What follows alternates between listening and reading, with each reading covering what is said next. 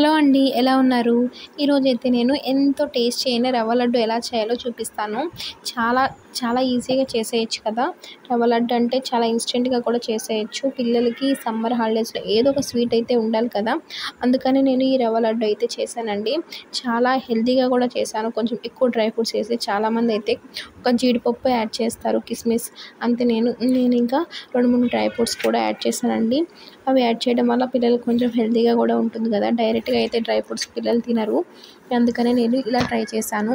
First అయితే నేను బాదం పప్పు ఫ్రై చేసుకున్నానండి. ఈ బాదం పప్పు నార్మల్‌గా యాడ్ చేస్తే మా బాబు తినడు. అందుకే నేను కొంచెం ఫ్రై చేసి పౌడర్ చేసుకుందామని పక్కకు తీసేసుకున్నాను. తర్వాత ఇందులోకి నేను జీడిపప్పు, కిస్మిస్ అండ్ కర్బూజా సీడ్స్, పంకిన్ సీడ్స్ ఇవన్నీ ఫ్రై చేసుకున్నానండి. ఫ్రై చేసుకున్న తర్వాత నేను సెపరేట్‌గా ఫ్రై చేసుకున్నాను. ఒకేసారి అన్నీ ఫ్రై చేసుకుంటే ఏమైతదంటే మనకి కొన్ని ఫ్రై అయితాయి, కొన్ని ఫ్రై అవ్వవు. అందుకే నేను మంచిగా అన్నీ దోరగా ఫ్రై అవ్వాలంటే నేను ఒక సెపరేట్‌గా ఫ్రై చేసుకున్నాను.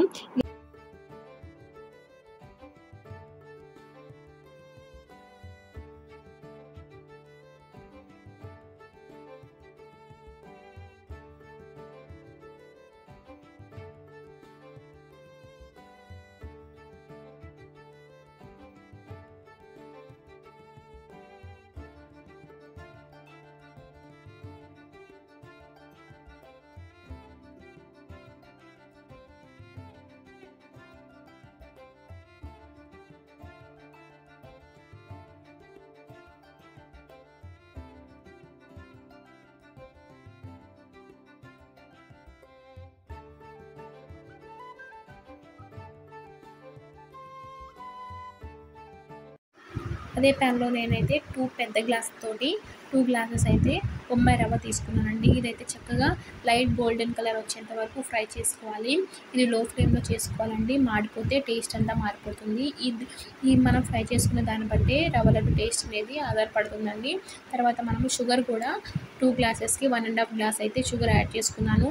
ఇంకా మీరు తక్కువ తీసుకుంటే తక్కువ తీసుకోవచ్చండి. నేను 1½ గ్లాస్ అయితే షుగర్ మిక్సీలో యాడ్ చేస్తున్నాను. ఇందులోనే కొంచెం ఇలాచీ యాడ్ చేసేసి మిక్సీ పట్టేసుకున్నానండి. ఇలా ఫైన్ పౌడర్ లాగా వచ్చేంత వరకు మనం మిక్సీ పట్టేసుకోవాలి.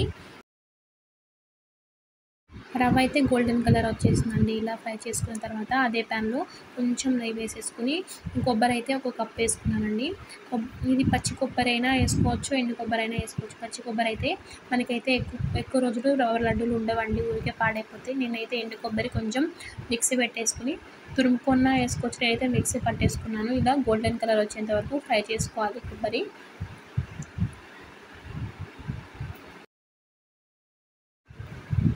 తర్వాత ఒక ప్లేట్లో డ్రై ఫ్రూట్స్ పౌడర్, ఈ రవ్వ, షుగరు అన్నీ ఒక ప్లేట్లో యాడ్ చేసేసుకున్నానండి. ఇదైతే నాకు సరిపోలేదు. మీరు కొంచెం పెద్ద బౌల్ తీసుకోండి. నేను తర్వాత మార్చేసుకున్నాను వేరే బౌల్లోకి.